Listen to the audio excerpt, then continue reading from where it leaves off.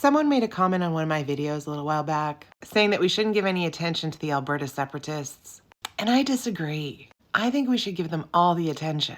So we all remember when Thomas Lukaszuk went to Elections Alberta and made the application for the Citizens Initiative because a certain group had been beaking off about all the people that support their cause, but they hadn't actually done the paperwork. And then when Thomas Lukaszuk put it out that he had filed, they were like, don't worry, leftist propaganda, we'll be fine. Well, a few days after all of that came out, Black Hat Dude posted this.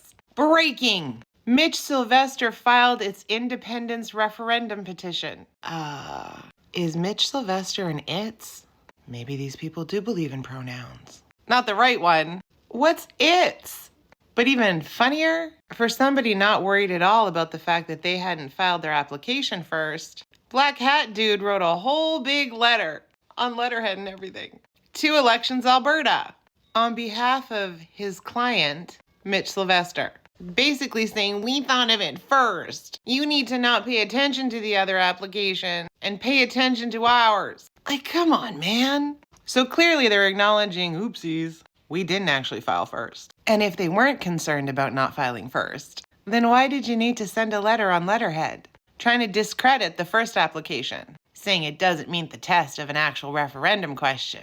Let me get my glasses. It's teeny tiny writing. Hold on now. He's basically saying that the question Thomas is asking is like an injunction, and that it just doesn't follow any of this. So I looked up what he was talking about. An act to give effect to the requirement for clarity as set out in the opinion of the Supreme Court of Canada in the Quebec Succession Reference. It's amazing what you can find on the internet. This is what he's referring to.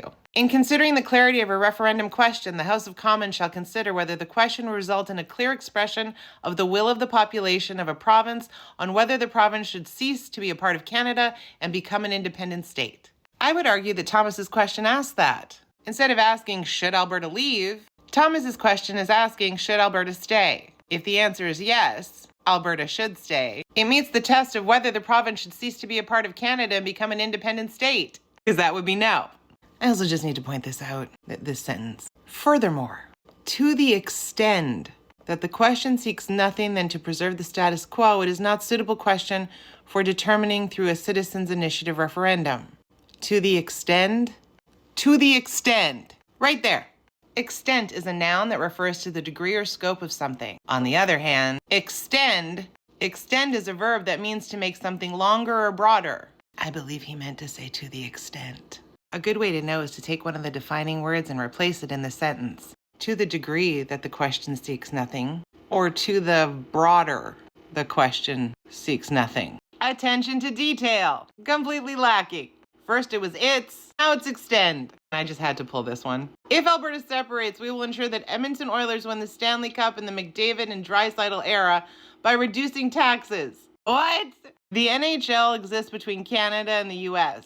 If Alberta was its own entity, we would have to make application to even be part of the National Hockey League. And can you imagine the logistical nightmare involved in having Canadian and American and Albertan players on a team trying to tug at the heartstrings of proud hockey fans with absolute bullshit? Anyway, these are the reasons why I think we should give them all the attention that they want.